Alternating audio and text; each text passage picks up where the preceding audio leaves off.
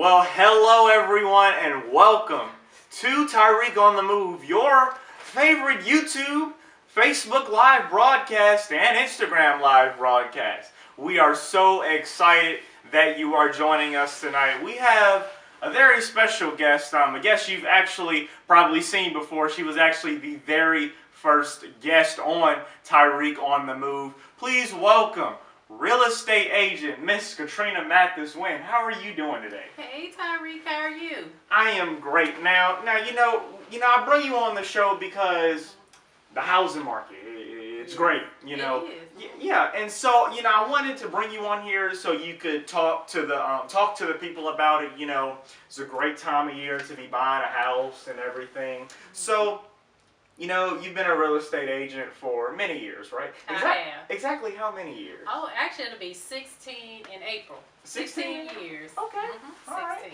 Well, clearly you have the experience and people should be working with you, right? Definitely. You always can give me a call. I work with buyers, sellers. I even worked with the banks a few years ago when, the market wasn't that great for a lot of people because I was doing the foreclosure listing. So, yeah, I can help buyers and sellers. Okay, all right. A little bit of everything, huh? Yes. Yes. We've seen the real estate, go up and down the market, as a matter of fact. So tell me, what kind of market, where are we at as of right now? Right now, we're more in a seller's market. It's crazy because I've actually talked to someone earlier today, and they saw a house yesterday listed for sale that had just went on the market, and today it was already under contract. So when you have those type of scenarios, like houses are barely staying on the market within 30 days, under 30 days in a lot of areas. So when you have that type of market, it's a seller's market. A lot of people right now are moving to the Atlanta area, so it's a hot area. Yeah, it's a whole lot, and it's going to be a lot more because everything is booming right now. We have the movie industry that has brought a lot of people here. Yeah. We also have Facebook is actually going to come here. Yeah, they are. They talked about that on the news, and Amazon is actually in talks of, maybe possibly coming here, which they probably will. And also Mercedes-Benz. They just put in headquarters up by Dunwoody Perimeter Mall area. So, right now the housing market is great if you're trying to sell a property. Prices are rising, but also the interest rates are going up too with that. So. Okay. All right. So go into the interest rates a little bit. For those of you who may not understand what the interest rates are and how that could have an effect on someone looking. Well, interest rate. First, I'll explain what an interest rate is. Interest rate is what the fee that the person who is letting you borrow the money, that's the money that they make. Okay. Because if we did an even exchange, say if I let you borrow $500 and you give me $500 back, I don't make any money off of that. So they charge an interest rate because that's actually how they make their money. Now the interest rate is kind of set by the Federal Reserve. Okay. They set an interest rate, and then all banks, it just depends. Some are different. Some may be at about average. Some may be a little higher. Some may be a little lower. Just depends on which lender that you choose to do your mortgage loan. But I always tell people, when you see them rising the way that it has been rising, last year you could get a loan probably about maybe 3.5%. But when I checked today, I saw one company was charging up to 4.8% for the interest rate of a loan. Like I said, each lender is different, but the interest rate are continuing to rise along with the price of housing right now. Okay.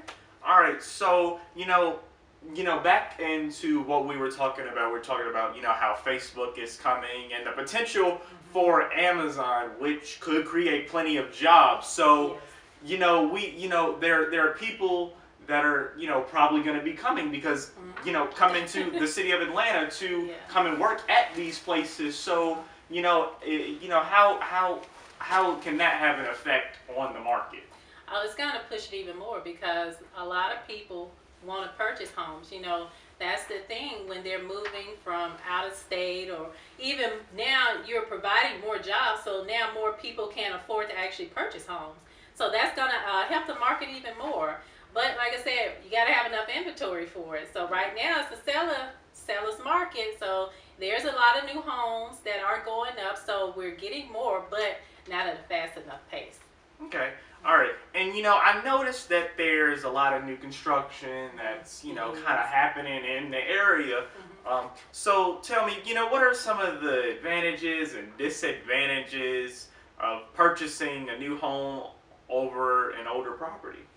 Well, the one thing about new homes, and actually I've actually worked for builders before. Okay. Now, some of the advantages is it's a brand new home. Mm-hmm. So with that, you're getting a property that's never been lived in. Basically, everything in it is brand new.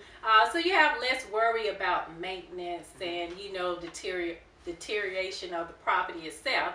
A lot of builders, they give you warranties. Okay. So, a lot of times you won't have to worry about maintenance for things within the first maybe 5 to 10 years of your home, because a lot of them do offer warranties up to 5, 10. I've even seen some that offer 20 years on certain parts of the home. Okay. So with that, and a lot of times too, builders, they offer a lot of incentives for the buyers because they can afford to kind of give you a little more. And then with a resale property, now, a lot of resale properties, they're great.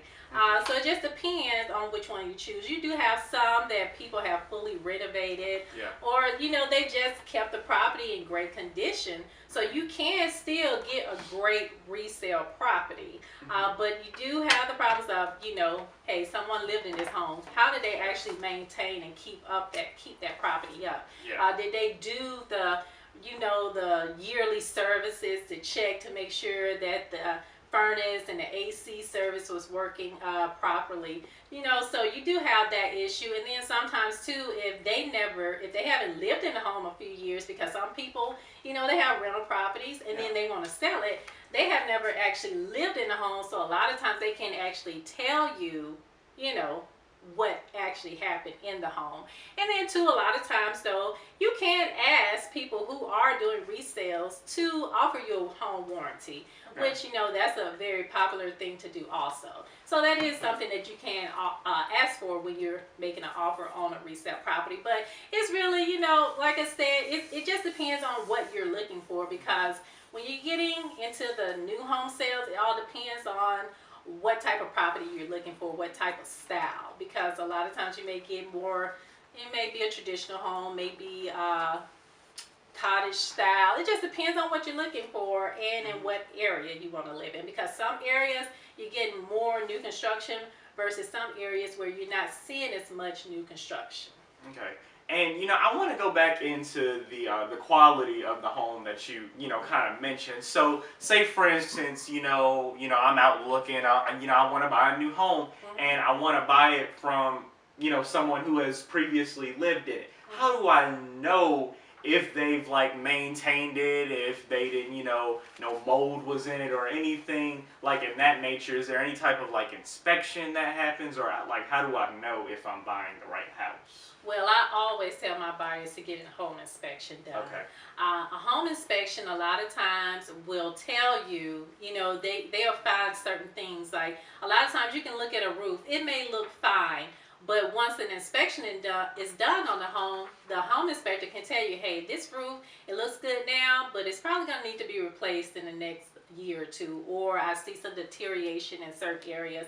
And also too, for home buyers, when you're doing resale properties, a lot of times we ask them to actually fill out what we call a disclosure form, property disclosure form.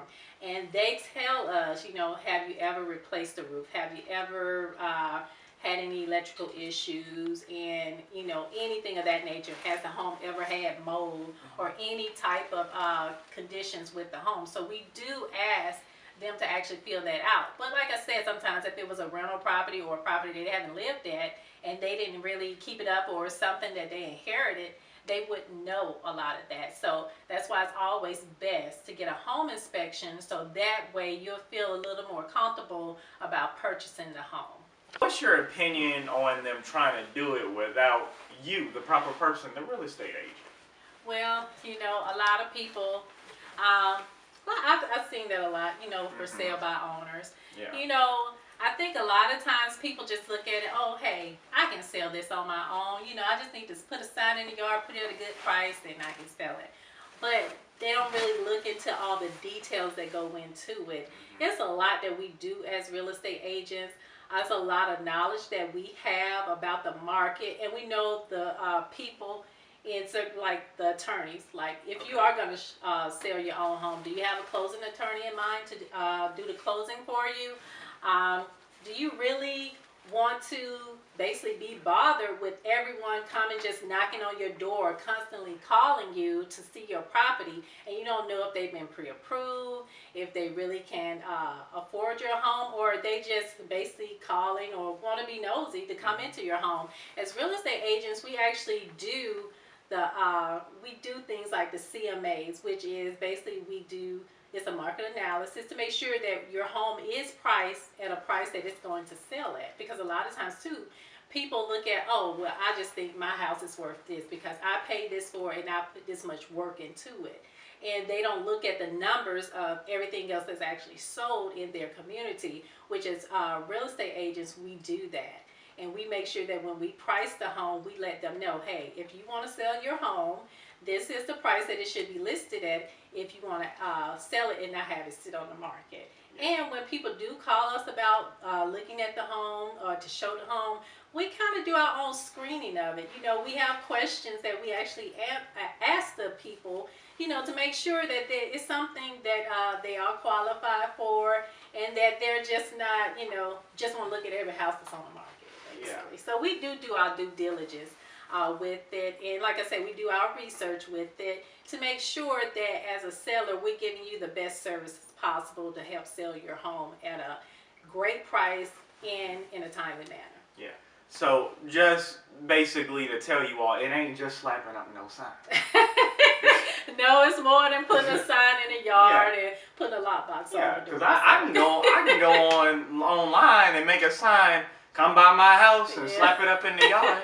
But clearly there's more to it than that. Yeah, it's a lot of work that goes into it, you know. Yeah. But, you know, that's why it's always best to call a professional. Mm-hmm. Preferably me, you know, if you're in the Atlanta, Georgia area, because that's where I'm licensed at. Because you have to be licensed in the state that you work in. Ooh, I didn't know that. Yeah. Okay. Yep. So if I lived in say Florida, and I was a realtor, I would have to get licensed in Florida. Even though I'm licensed here in Georgia right now, but if I moved to Florida and wanted to start selling real estate, I would actually have to take the test down there to pass it to be a licensed agent to work down there. Okay, so we're sitting here talking about this, and I'm actually going to ask you this from time to time because we got people on Facebook Live right now, that are tuning in. So I'm pretty sure that they're going to want to know, like some of your contact info, or anything like where they can reach you at, so they can, possibly. Call me.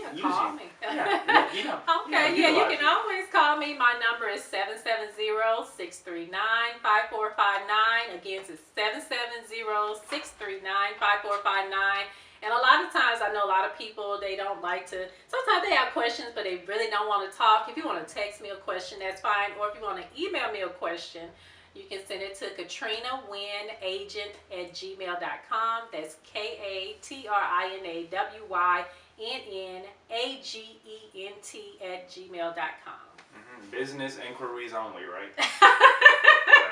I would prefer that, yes. Yeah, we making dollar bills around here. Oh, God. So. But we're going to go on a quick commercial break, and when we come back, we're going to, of course, get into some more of this housing market, and we also going to talk about tax time, too. Ooh, so, okay. We're going to get into that. Well, thank you all so much, and we'll be right back. Thank you for joining All Star Maintenance Services, Inc., Incorporated. Contact number is 770-639-5119. My name is Tyrik. If you're in the need of homeowner renovation, painting, sheetrock, etc., anything dealing with the interior, exterior of your home, give us a call at 770-639-5119. Well, hello and welcome back to Tyrik on the Move. We are still sitting here with the one and only Katrina Wynn, one of the best real estate agents in Georgia. To be quite honest with you. Thank you. Yes, and we you know, you need to utilize this woman because she knows exactly what she's talking about. And so we're gonna go get back into some of these buying related questions with real estate. So when you're working with buyers and they're in the process of purchasing a home, can you give the audience and the viewers at home who are listening kind of like some of the do's and don'ts of it? Okay, yeah, definitely. Now, when you are looking for a home, I always tell people this, and you won't just hear from me, you'll also hear from the loan officer you're working with. Do not open up any new credit because that can affect, and it will affect, possibly you being able to actually purchase a home. So don't go out and buy a new car. Had that happen once when I first got into business. They always do that. I've heard it. So yeah, I had someone I was working with, and when we was in the middle of looking for a home, she went and bought a car. She said she needed one. So that was like my first few months in real estate. So I learned a rule to keep reminding people. Don't go out and get any new credit. So that means don't go out and get cars, new, used, old, whatever. No cars, period. No cars, period. Don't sign credit for anyone else. If somebody wants a lease on an apartment or they need you to sign for them a car, don't do it. So basically try to keep your credit the same as it is or try to improve it from the time you get pre-approved. Also, make sure as far as with money, with your bank accounts, don't make large withdrawals or deposit large sums of money because now they actually look at that and they want basically for you to have an account of where you get this money from. Yes, because back in the day, a few years ago, we had all the mortgage fraud and everything going on. Yeah, I remember that. Yeah, it was a lot that happened. But now, say if you deposit, all of a sudden you deposit $3,000 into your account, and it's not from your job, from your check or anything like that, you're gonna have to be accountable or basically give them information of where you actually got those funds from. So that's one thing. And the bills that you currently have, make sure you pay them on time or before time. Yeah. Because that would affect your credit also. And don't have people making any inquiries on your credit for anything. So those are mainly some of the top things to do. To not do actually.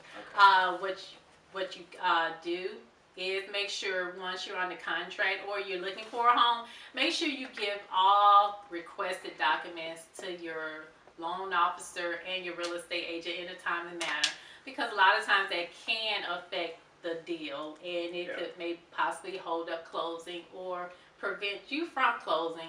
So that's one of the big things also. I'm trying to think what else. Mainly though that credit thing, because that's like the biggest factor. One of the biggest, because I've seen it where I've been around you when you've done real estate, and I've seen it where these people don't have good credit and they're not able to buy. Yeah. Right? Oh, disclosure, everybody. I think everybody knows this. My son. This my baby. Oh yeah. So that's why. Oh, another thing too. I just thought about that. Don't go out and buy furniture for that new house that you don't actually officially have yet, because what you're going to be doing is keeping it at the place that you're currently at. Yeah, and it's going to be all crowded and messy, and you're going to have a junky house. Yes, it could affect you being able to purchase that new home, because I know we get excited and we want to go buy new furniture. So yeah, that was, I just thought about that. But so so please. Don't do that either. Yeah, because everybody don't say, "Ooh, girl, I need a new couch for my house." Oh God! And all that. Do it after closing. Yeah. Once you leave that closing table, if you want a new car, go get it. If you want new furniture, you can go get it. But don't do anything until you sign that paperwork. Yeah, got to sign that paperwork and close on the house before you do any of that. So since you've been clearly doing this for a very long time, I know that you've probably seen some of everything when it comes to credit and people trying to buy a home. So tell me, I gotta ask you, Uh-oh. what is the lowest credit score that you've seen on someone and they actually still been able to buy a house? Ooh, I think it was probably, I think maybe they had like a 515. But this is the thing, and I know sometimes you'll hear, oh, you'll see signs and all of these, you'll hear people saying, oh, you can get a house with a 500 credit score or 530 or 550. It's a lot of stipulations that goes along with that. It is. So basically, a lot of times the stipulations are you're going to have what they call reserves, which is so much money in your account, say maybe 2 or 3 months worth of reserves in your account to cover whatever your mortgage would be. Sometimes they may want to see that you've paid off certain things. Yeah. So it's going to depend on basically the lender with that. But like I said, that's the lowest I've ever seen. But they basically had to put down a whole lot of money in order to actually purchase the home. Instead of doing the standard 3.5% when you do FHA. They had to they couldn't get FHA. They had to go with a conventional loan and put down a whole lot more money. So, yeah. All right. So, speaking of, you just mentioned the word loan. So, some people kind of get these jobs kind of mixed interchangeably. So, kind of what I want to know and kind of what people are probably asking out there is, what's the difference between the job of a real estate agent and a loan officer? Okay. Well, as far as the loan officer is actually the person that's going to actually look at your credit and your finances to get you pre-approved for the home. Me as a real estate agent, I'm the one that's actually going to find that home for you or help you find it and do your contract and do the contract on the home and put together the closing and the paperwork. But that's the biggest difference with it. We both work together though, because we have to communicate to make sure that the buyer is doing everything they need to do in order for us to close on the home. But that's the biggest difference. The lender is the one that is actually going to get that money for you. So I can find that house and put that contract on it for you. Okay. All right. Now, let's say if someone wanted to buy a new home, what kind of advice would you give them? I know that we talked about, the bad credit and, other, having don't go out and do this and that. But is there any any other information that, somebody may not think about? Because those are kind of like the big ones. But is there anything like kind of smaller that people may not think about that they may make that mistake while they're in the process of trying to buy? As far as actual new home, at a new subdivision, one of the things that I think a lot of people don't think about is when you go to a new home subdivision, there's a lot of questions you should be asking that on-site agent. And always remember, the on-site agent works for that builder. They don't represent you. That's why you should have your own representation, preferably me. But yes, they actually work for that builder. So their job is to actually get the best deal for their seller, which is the builder. One of the things is always ask, basically, you want to know how many homes are going to be built in this subdivision. How many currently have you built? What is your time frame or estimated time frame to have this completed? And another thing too, what a lot of people don't realize is this. A lot of people don't know the whole process for a new home. A lot of times people say, oh, it's taking up forever. They told me it's going to be 90 days to build. But what a lot of people don't realize is this. If you actually say, if I actually went into a subdivision and they say, oh, well, you want to pick out your lot? And I say, okay, yeah, I want to be on lot, say, 50. Yeah. I pick out lot 50. Well, lot 50 doesn't have a permit for it yet. So that means now we got to add an extra time. It may take them 90 days to build, but they don't have a permit for it yet. So now they have to apply for the permit. And depending on which county you're in, and it depends on how fast the permit person is working, that's going to all add into your time frame for your new home being completed. Because a lot of times they'll say, oh, well, we don't have this section right here available. We're not selling over here yet. Well, you need to ask the question, well, does the builder actually own these other lots? I know you're not selling them yet, but do they actually own them yet? Because if they don't own them yet, the builder, if he wanted to, he could up and leave. Because he doesn't have any obligation. He's only gonna finish the ones that he actually has contracts on, and that he's actually purchased. And that actually did happen a few years ago, and a lot of people did get stuck in subdivisions where homes were half of the lots were built on, half were not.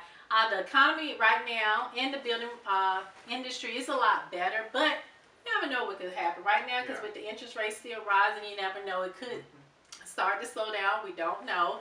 But those are some of the questions to ask. Ask about incentives that they're offering, and if you have to use their lender in order to get those incentives. Because a lot of people, they just walk in, especially I've seen a lot of buyers when I was working on site. They didn't have agents, and basically, a lot of times they probably could have got better deals, but they didn't. Wow. Yeah. Well, I mean, you gotta ask questions when you go into these places, especially if you don't have a clue on what's going on and what could potentially happen and the risks. And I just remember something too. Another thing too, especially if it's a brand new development, you need to notice certain things in the neighborhood. Yeah. Have they actually put up street lights yet? Yeah. Have they put in like stop signs and street signs? Yeah. Because a lot of times they may not have applied for the permit for that yet, or you don't know when it's going to come. So do you really want to move into a community that doesn't have street lights, and you're the only, it's only a few of you over there, and it's pitch dark at night? Yeah. It even with the post office, had this happen, new subdivision, and mailboxes was up, but guess what? The addresses were not registered with the post office, so people were not receiving their mail. So they had to get post office boxes. So you telling me I can't get my check? Well, yeah, if you got a check in the mail, you would have to get a P.O. box in order to get it. So those are some things a lot of people, and a lot of people wouldn't think that, because a lot of times you just don't think about that stuff, because it's such a natural thing to go into a community and have street lights, or you got mail gonna be delivered. So those are some things too that a lot of people don't think about or think to ask. But well, I'm telling you right now, my check need to be in my mailbox. That's all I know, because I need my check. Oh gosh. But speaking of that, I want to get in. Speaking of checks, you know what time it is? It's that time of year. Income tax. Tax time. So tell me, it's tax time. So. How is it for real estate agents around this time of year? Please tell us. Well, you do get a lot of people who want to start looking for homes, because a lot of times people think about, down payment. So a lot of people want to use their tax returns for a down payment. So I would advise anyone, if you are looking to purchase a home, don't go out and spend all of that tax money. First, go ahead and talk to a lender to try to get pre-approved. And just in case you need to pay something off on your credit in order for you to get pre-approved, and still have some money for a down payment if you don't qualify for a down payment program. So that's so a lot of times we do get a little boost in the business for people when they get the income tax time, which that's the best thing to do with it. That's better. At least you're investing in a home, something that can increase in value, instead of stuff that is the value is going to depreciate time you get it, like cars and clothes and jewelry. And going out to eat, spend. I'm like, I work in the restaurant business, and I'm just like, wow. But I say, hey, it is what it is. But when and that's good advice, for when you get your tax check, you want to do valuable things, like like you said, buy a home, invest in something, and invest in yourself and pay off some debt too. Yes, make that credit score look good. And when you're ready to purchase that home, give me a call at 770-639-5459. And another thing too, as far as when you're in the process of getting a home, don't quit your job or change jobs, because Look. I forgot that. You know what? It was just so much information flowing. I forgot to mention that. But yeah, that's like probably number one. Don't change jobs or change professions. You know, don't go from being a hairdresser to a mechanic. Yeah. You know, basically. No, because they like to see they like to see you with it in the same occupation for at least a good 2 or more years. So yeah, please don't do that. Yeah. And you know, speaking of that, I just want to tell you a little something, because you know, my dad, he's an entrepreneur and he owns his own business. And you know, one of these workers, you know, called him one day and said, you know, he was like, you know, he called him one day, and you know, I knew right then what it was gonna be about, because I know this person, and he was like, broke, need work, tax check gone. Really? Who told you to stop working in the first place? Oh gosh, hey, you know, sometimes getting those tax checks is almost like hitting the lottery. So yeah, people be broke within the next week, going out to Papados and Maggiano's and all. Yeah. But you know what? That's why I'm here to educate them. Yeah. And, you know, and to let them Teach them know, something. hey, make sure you know you do something positive with that tax money. Yeah. So. And, you know, yeah, and you know, the thing is, you know, I want to work. I mean, I'm not want to work, but you know, I want to ask you, do you only work with buyers, or do you know, work with other people? Oh no, I work with buyers. I also work with sellers. You know, I've done so much throughout my almost 16 years of real estate. So I've been on both sides. You know, buyer side, seller side, and whoever side I'm working on at the time, I'm going to do my best to make sure you always get the best deal, and to educate you throughout the process to make sure that you're comfortable with everything. Yeah. You know, because that's the thing, a lot of times with real estate, it's so much paperwork and contracts involved. I think a lot of time it intimidates people, especially buyers, first-time home buyers. So I'm there to guide them through the process, to make them feel more comfortable, and to explain, you know, the process to them and the contracts to them, because it can be, sometimes it can feel intimidating. So basically, you know, you're here for me. You know, you're here to help me out. Yeah. So I mean, you gotta utilize me. You do. Yeah. And to another misconception, a lot of people think, especially for buyers, a lot of people want to know how real estate agents get paid. Yeah. Well, how we get paid. Okay. Where the dollars coming from? Well, I'll say this: in majority of the cases, the seller pays our fee, so the buyer does not have to pay.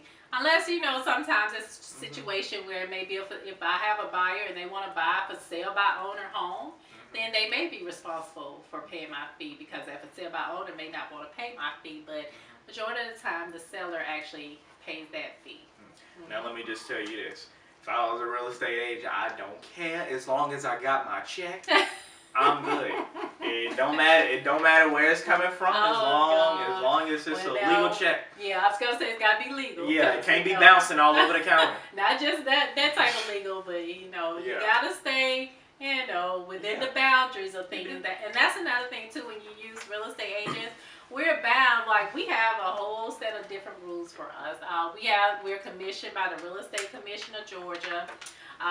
So we have to take ethics classes about, you know, certain things to make sure that we're staying in line with, you know, the laws of real estate, to make sure that we're doing what we're supposed to do, and we're representing our buyers and sellers to the fullest. So definitely, you gotta make sure, you know, we're putting out, you know, the best. Yes. And so, you know, I want you to go ahead and give out your contact info again, because, you know, I kind of want to, you know, kind of do it throughout the show, because, you know, we got many people coming in and tuning in on the Facebook Live. So, you know, I'm pretty sure they're, you know, wanted to hear this contact info so they can write it down. All right. So if you want to give me a call, my number is 770-639-5459. Again, that's 770-639-5459. And if you want to email me, you can send me an email to KatrinaWynnAgent@gmail.com. That's KatrinaWynnAgent@gmail.com. I'll be taking the broker exam myself within next few weeks. So.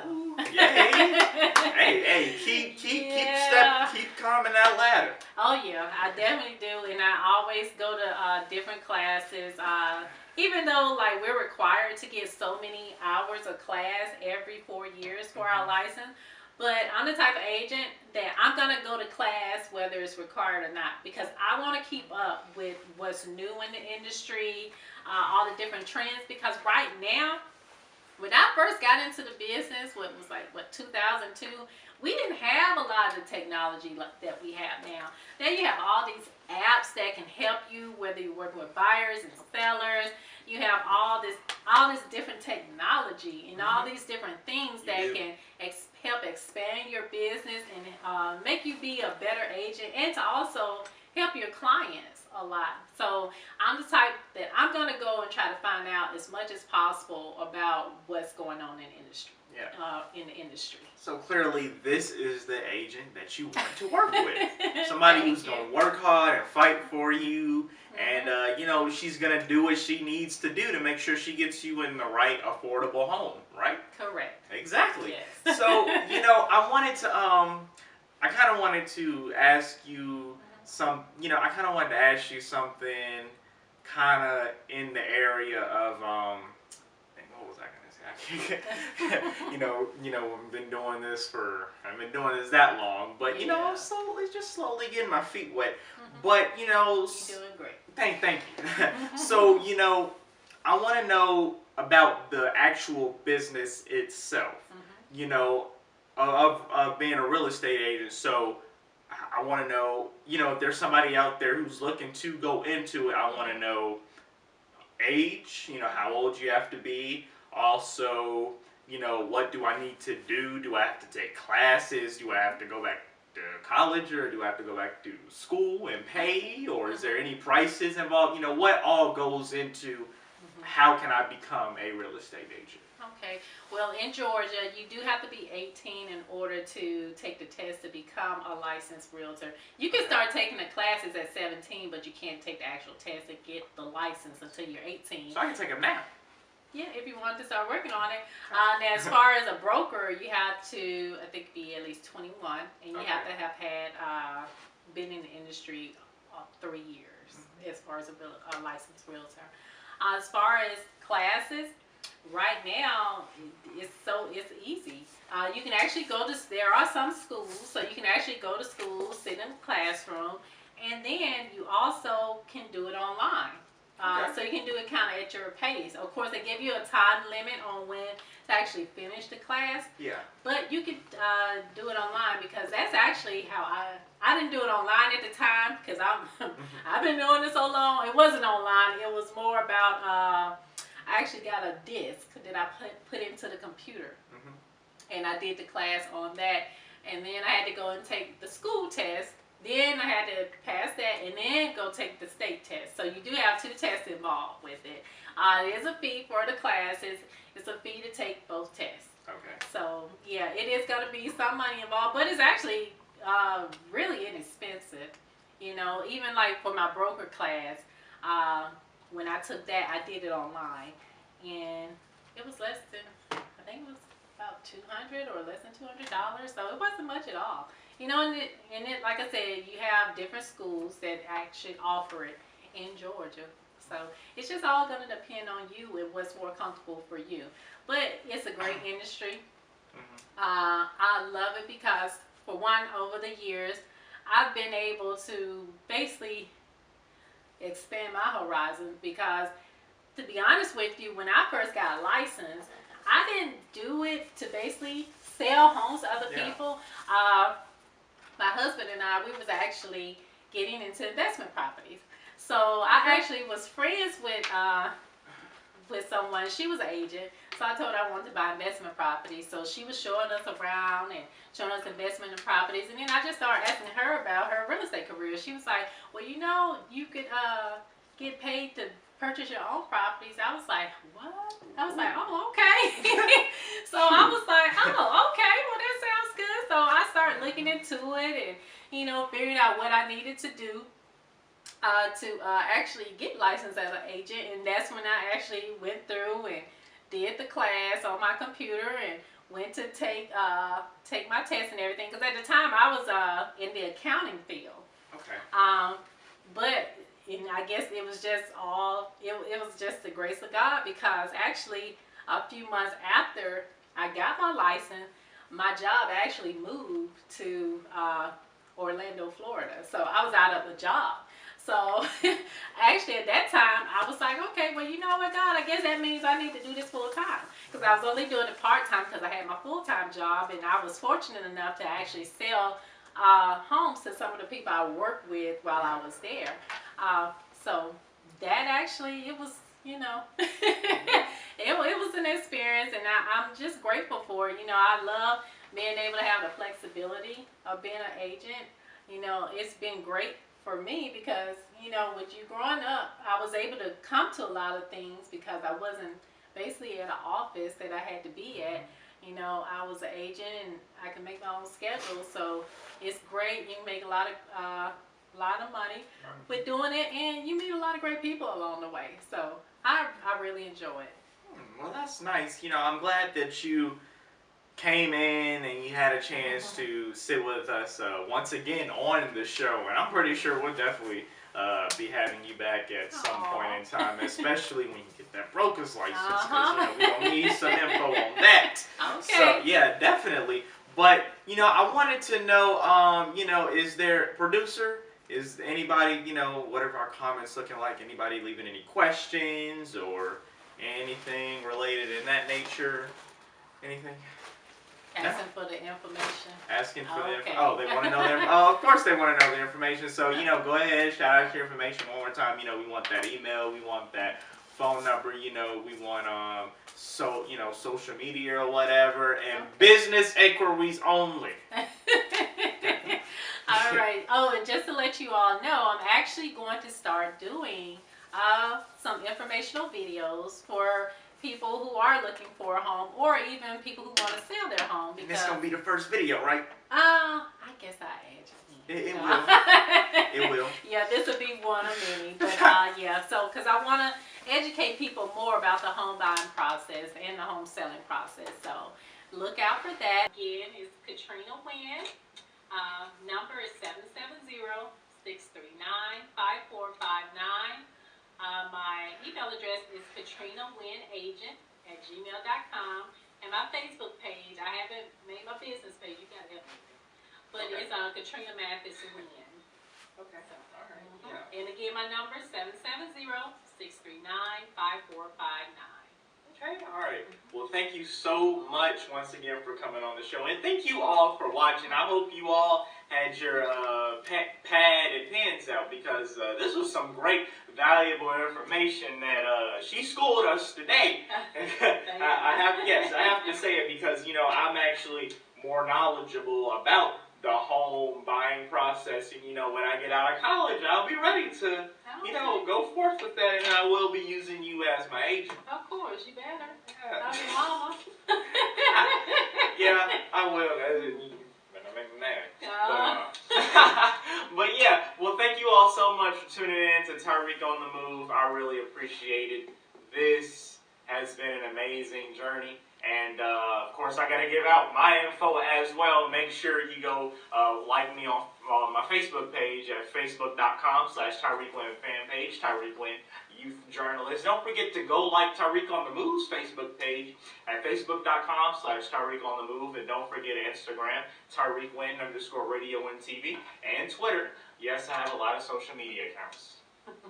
Twitter, Tyrik Wynn Author, and for the show's Twitter page, Tyrik on the Move.